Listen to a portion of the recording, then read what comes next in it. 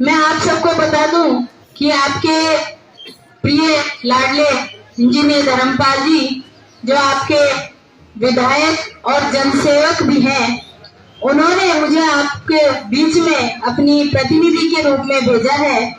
और मैं आप सबको ये विश्वास दिलाने के लिए आई हूँ कि ये जो विकसित भारत की संकल्प। हेलो गाइस, स्वागत है आपका फिर से जिला नीम का थाना न्यूज एंड रिएक्शन के अंदर। गाइस, आज खैतरी विधानसभा क्षेत्र से पूनम धर्मपाल गुर्जर ने एक आम सभा को संबोधित किया, जिसके अंदर उन्होंने आने वाले जो 5 साल हैं उनके अंदर जो खैतरी विधानसभा क्षेत्र के अंदर विकास कार्य होंगे और मूलभूत सुविधाएं होंगी, उन्होंने वहां पर लोगों की बातें भी सुनी और अपनी बातें भी रखी। आइए देखते हैं क्या कहा पूनम धर्मपाल गुर्जर ने।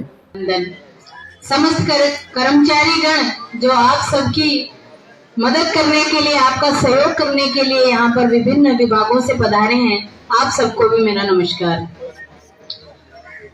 ग्राम बसई की पवित्र धरती को प्रणाम करते हुए आज हम सब माननीय प्रधानमंत्री जी नरेंद्र भाई मोदी के विकसित भारत के संकल्प को पूरा करने के लिए प्रथम कड़ी के रूप में यहाँ पर उपस्थित हुए हैं।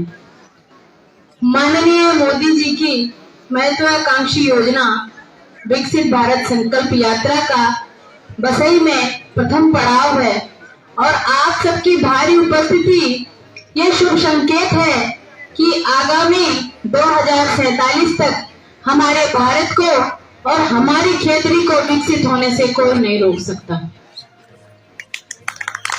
सबसे पहले मैं आप सबको बता दूं कि आपके प्रिय लाडले इंजीनियर धर्मपाल जी, जो आपके विधायक और जनसेवक भी हैं, उन्होंने मुझे आपके बीच में अपनी प्रतिनिधि के रूप में भेजा है।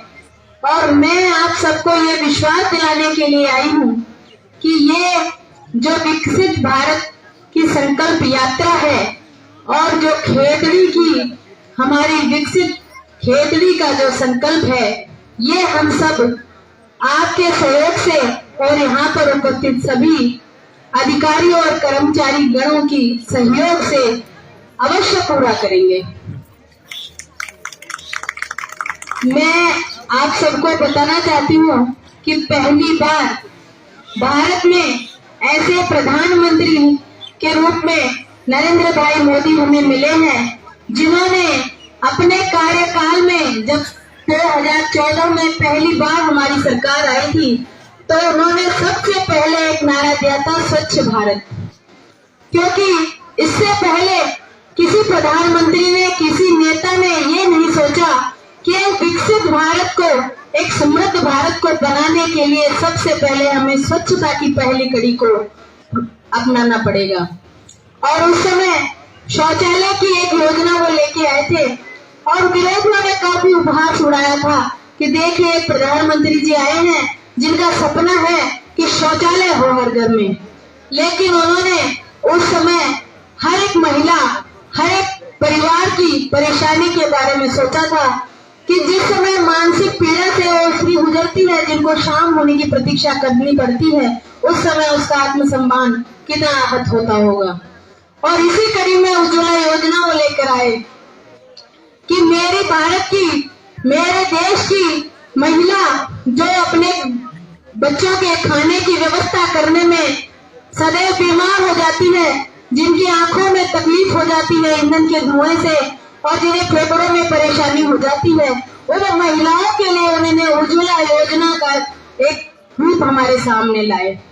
और आज हम सब ये जितने भी योजनाएं हैं हमारे बीच में, 10 विभागों की 17 योजनाएं हैं। मुद्रा योजना हो, अटल पेंशन योजना हो, या जो आयुष्मान भारत की योजना है, काफी सारी योजनाओं के बारे में तहसीलदार जी ने हमें बड़े विस्तार से नियम और कायदों के साथ समझाया है। और आज हम सब यहाँ पर सिर्फ इनकी अधिकारियों और कर्मचारियों की मदद से ये पंजीयन और इनका जो सर्टिफिकेशन है ये करवाने के लिए यहाँ उपस्थित हुए हैं। ये सिर्फ प्रथम कड़ी है, आगे अनेक योजनाएं और भी मिलेंगी।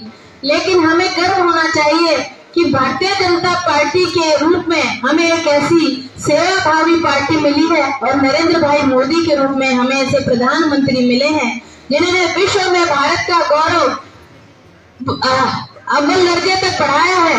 जब हम रूस और यूक्रेन का युद्ध हो रहा था तो सिर्फ तिरंगा लगाकर हमारे देश के और अन्य देशों के लोगों ने भी सिर्फ तिरंगे के बल पे अपने आप को युद्ध से निकाला था और ये सारे विश्व ने देखा था। पहली बार हमारे तिरंगे की ताकत का हमें एहसास हुआ। पहली बार ऐसे प्रधानमंत्री भी हैं जिनके लिए विकसित देश के राष्ट्रपति और राष्ट्राध्यक्ष रेड कारपेट बिछाते हैं और जब विदेश की धरती पर विदेश के आसमान में हमारा तिरंगा लहरा रहा था तो हर भारतीय का सीना गर्व से चौड़ा हो रहा था। हम उस भारत के निवासी हैं जो समृद्ध अतीत और समृद्ध गौरवशाली सिर्फ और गौरवशाली अतीत के लिए प्रसिद्ध था, लेकिन पहली बार हमारे बीच में ऐसा क्षण आया है कि हमारा वर्तमान निरंतर गौरवशाली होता जा रहा है। ये भारतीय के आत्मसम्मान और स्वाभिमान के लिए कार्य करने वाले प्रधानमंत्री हैं और हमारी पार्टी सदैव हमेशा जनता की सेवा में कटिबद्ध है, प्रतिबद्ध है। तो आप सबका भी ये कर्तव्य बनता है कि हमारे माननीय मोदी जी के विकसित भारत के संकल्प को पूरा करने के लिए हमें सबको मिलकर प्रयत्न करने होंगे।